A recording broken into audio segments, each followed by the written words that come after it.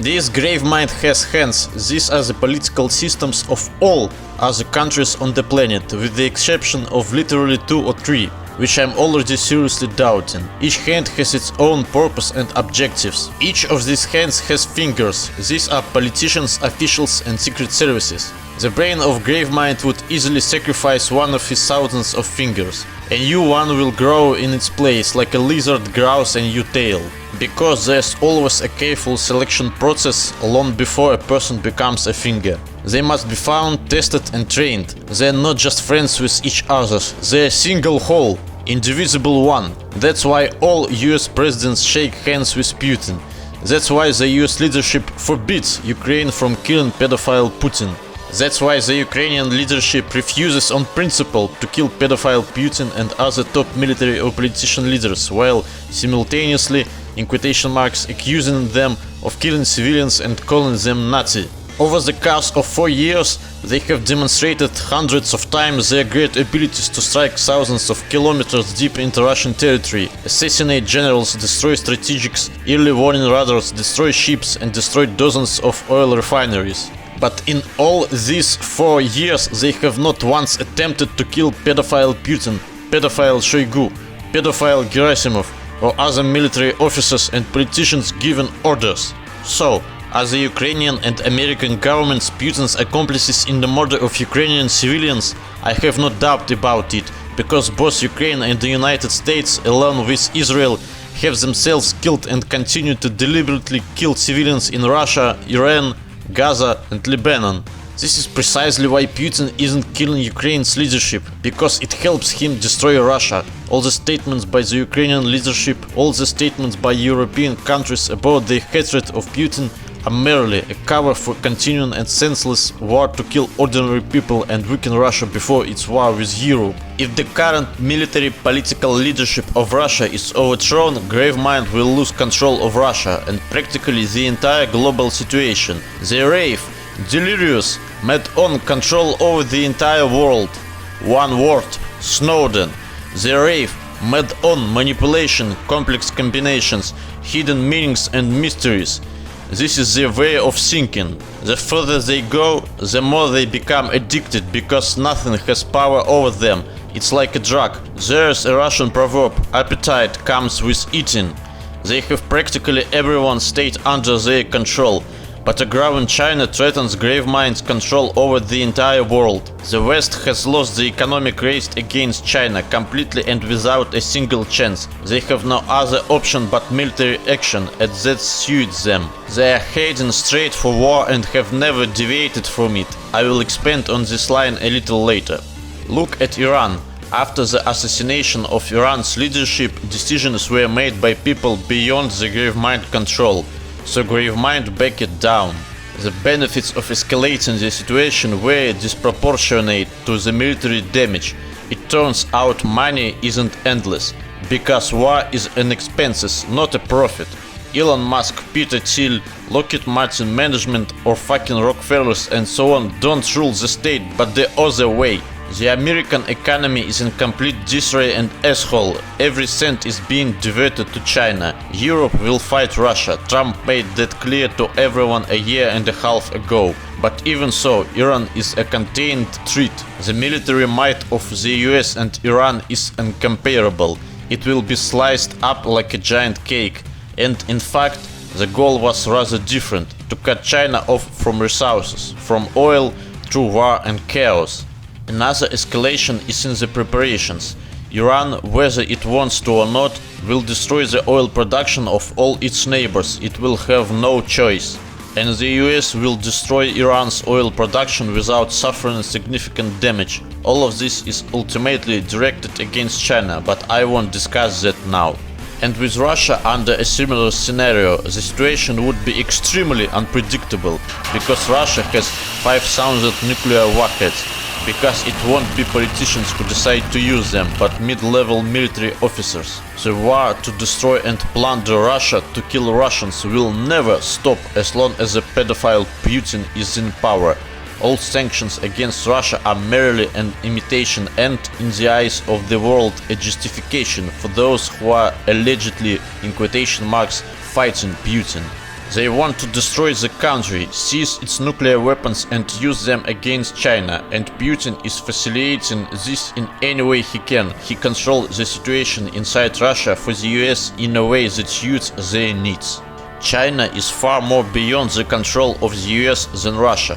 Pedophile Putin cannot subjugate the Russian population. A significant portion of us hate him, but we are divided, weak and disarmed. The US completely controls pedophile Putin and all his actions. The US most likely controls Xi Jinping. I can neither prove nor disprove this yet. But even so, Gravemind has not yet been able to penetrate the middle and lower levels of the Chinese leadership and the Chinese Communist Party to completely poison the Chinese political system with its ideology. They have an antidote developed over thousands of years of their history. It is called the death penalty for politicians and officials, but it is beginning to lose its effect. The ground is being prepared for war. This is evidenced by the negotiations between Xi and Trump and their results. I would never in my life agree to negotiations and such concessions to my mortal enemy. Any treaty with the United States is not worth the paper it is written on. The strength of China's 1.5 billion strong society, its level of development and technology, its loyalty to the country and to each other, to its millennial-old traditions that have never been subject to Western influence, its commitment to humanism and neighborliness is the biological enemy of Gravemind. This is the last barrier standing in the way of Gravemind before it enslaves the entire world, before impunity on a planetary scale, before endless wars and the murder of undesirable people under the cover and protect of laws and national symbols that you so adore. But before that barrier comes Russia's nuclear weapons. Every Soviet and Russian leader without exception over the past 50 years has reduced them from 25,000 to 5,000 warheads. This can't be done overnight. It's done deliberately, consistently and gradually to prevent society from waking up to the problem and seizing power. Without nuclear weapons, Russia is infinitely weak and would lose a war with Europe even without the United States. It can't even defeat Ukraine, and it doesn't plan to. No one is setting victory as the goal. This is preparation for a global war, gradual and escalating, to avoid instant mobilization and a rise in resistance from the entire society. You are being trained for this, you see nothing new in what's happening, you accept it as the norm and you are simply tired of it. You have already totally forgotten what happened 5 years ago. You have almost forgotten the Epstein case.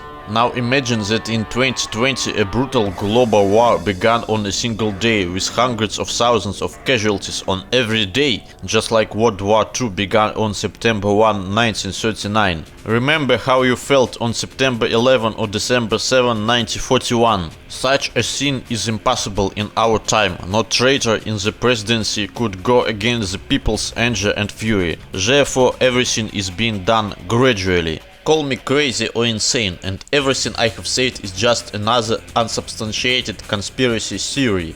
It's not a baseless conspiracy theory like QAnon or Pizzagate. Their only goal is to use 5% truth and 95% wittingly lies to undermine a logical-based, fact-based argument to their own level.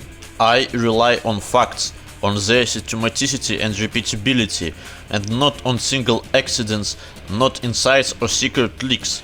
I'm not asking you to believe me. I will ask you just 3 questions. Look out the window. What's really happening that contradicts my conclusions? What other logic and arguments can explain all of this? What other explanation can we find for the fact that Epstein has been carrying out his activities and providing services to politicians for decades with impunity which still remain in power? He was convicted of sex crimes in 2008 and released a year later, and for another 8 years your secret services did not interfere with him in any way. He was arrested again only thanks to the noise raised by Julia Brown in 2018. Not a single secret service, which couldn't have been unaware of everything, had done anything until this point. Whose job is it to identify pedophiles and child sex traffickers? Journalists or the security services? All I ask of you is, open your eyes, look around, think of your children, parents, relatives and loved ones. Think of your ancestors and descendants, realizing that you and we are the same. Turn off any propaganda, turn on your brain, live life, forget any ideology and any political party. Stop participating in endless and useless political discussions with each other. Don't watch TV, don't read the news, don't listen to pseudo-analysts and bloggers, don't give your energy and attention to lies and fraudsters. Stop legitimizing your political system, all politicians and all officials. Do not participate in any elections. Total civil disobedience.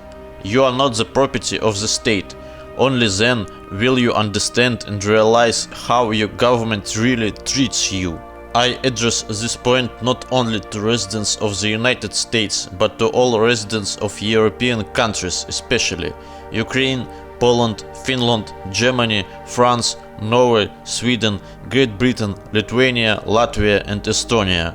If you are asked or insisted to become cannon fodder in a war with Russia or China, give your way for those who are demands you this. If any politician, official, military official, journalist, analyst, expert and so on says that Russia or China should be sanctioned, pressured, confined, threatened or something similar, remember this vermin, this scumbag, this bywaste and never listen to it again. Unfollow it on all social networks, kill it in your heart forever. Remain human, even in the face of violent and criminal death. People of the United States, overthrow your power, exterminate everyone connected with it, destroy your political system, kill it in your heart. This is not a threat, not an order, not a demand, and not even a request. It's an entreaty, a supplication. You must do this yourselves. You have 400 goddamn million guns. I will offer a sketch of the plan and actions in the next video. Build an absolute new, neighborly, humane state, but cruel and merciless to officials, politicians, traitors, pedophiles and satanists. You must do this yourself. We don't need your land and property. No one does. No one can even swim to you. We have enough land for 3 billion people. In half the country, for 100 kilometers around, not a single soul lives. Even China hasn't populated even half of its territory. We don't want to conquer, enslave or kill you. No one does. No one on the planet has as many ships as you. You are lucky you only border Canada and Mexico. They will never be a threat to you, even if you become 10 times poorer and weaker. If your power and political system are destroyed, we don't fucking give a damn about your nuclear weapons. Keep them for yourselves. We keep ours only to protect ourselves from your power, from Gravemind, from Nazis in Europe, and not from Alabama rednecks or California potheads. Our enemies aren't you, but your power, just as your enemies aren't us, but our power. All modern power, its nature, is our common enemy, the enemy of all humanity, which it has deceived, enslaved and driven into debt. Today's youth can't even rent a place, let alone buy one. When you do this, we will follow your example, and the entire world will follow your example. Only then will we forget all differences and borders. We will call each other brothers and visit each other. We will fish together, drink beer and play hockey. Have you ever been to Lake Baikal? I've never seen the Great Lakes. God, we adore the same things you do. Why do we hate each other? Why? For whose sake and for what? For the in quotation marks elected pedophiles in power and the colored rags which guard them?